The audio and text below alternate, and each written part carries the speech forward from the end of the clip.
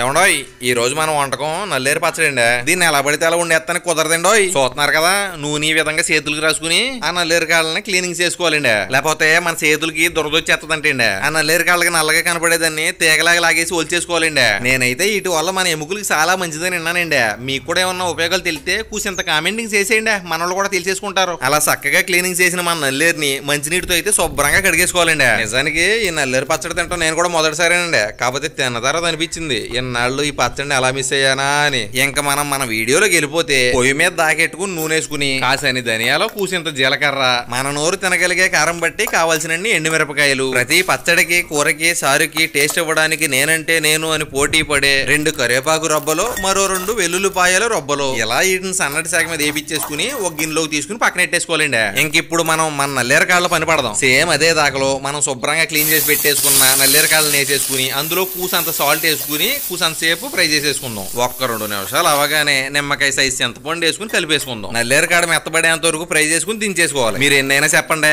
రోట్లో నూరుకుని దంచుకున్న పచ్చడికి వచ్చే టేస్ట్ నెక్స్ట్ లెవెల్ అంతే. ఒక్క మొక్కలో చెప్పాలంటే అమ్మ చేతి ముద్దలో ఎంత కమ్మదానం ఉంటుందో ఈ రోట్లో చేసిన పచ్చడితో తిన్నా అంతే కమ్మగా ఉంటదండి. ఈ నల్లేరు పచ్చడి టేస్ట్ ఎలా ఉందంటే ఒక పక్క టమాటా కొత్తిమీర పచ్చడిలాగా ఇంకో పక్కన గోంగూర పచ్చడిలాగా 4కి 2-3 రకాల ఫ్లేవర్లతో ఫస్ట్ టైం తిన్న నాకే చాలా అంటే చాలా నచ్చేసిందండి. ఆరోగ్యానికి మంచిది కాబట్టి మీకు కూడా ఎక్కడైనా దొరికితే ఖచ్చితంగా చేసుకుని తినండి.